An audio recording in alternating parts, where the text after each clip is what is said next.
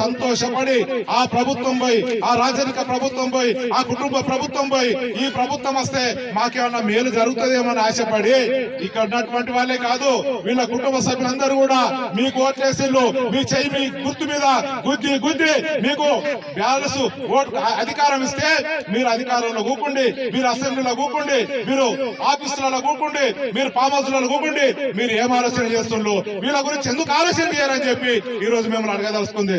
ఇలా చూశారు కదా, మిడ్ డే మీల్స్ వర్కర్స్ వచ్చి ఆందోళన చేస్తారు. వాళ్ళ జీతం ఎంత? 1000 రూపాయలు. వాళ్ళ బిల్లులు ఇయ్యారు. కోడిగుడ్డు మీరే తెచ్చుకోవాలి, అరటిపండు మీరే తెచ్చుకోవాలి, నూనె మీరే తేలి, కారపొడి మీరే తేలి, మీరు అన్ని పెట్టండి, బిల్లులు మాత్రం ఎప్పుడో వచ్చినప్పుడు ఇస్తాం పోలి అంటారు. అంటే 1000 రూపాయలతో పనిచేసేటువంటి వాళ్ళకు కూడా మీకు జీతం ఇచ్చేటువంటి డబ్బు లేదా? ఏం మాట్లాడిల్లు? పెద్ద పెద్ద మాటలు మాట్లాడిల్లు, పెద్ద పెద్ద మాటలు మాట్లాడిల్లు. ఆ మాటలన్నీ ఏమైనాయి? ఒకవైపు రైతులను అగమ్య గోచరంలో పడేసిల్లు, ఒకవైపు మహిళల పరిస్థితి ఇది. కోట్ల రూపాయలు కానీ పోరాటంలో సిపిఎం పార్టీ అన్ని వేళ్ల అండగా ఉండి వీళ్ళ పోరాటంలో భాగస్వామ్యం. ఈ ప్రభుత్వం కనుక వీళ్ళ మీద నిర్బంధం పెడితే ఖబర్దార్, అంతకంటే పెద్ద ఎత్తున పోరాటంలోకి వస్తాం.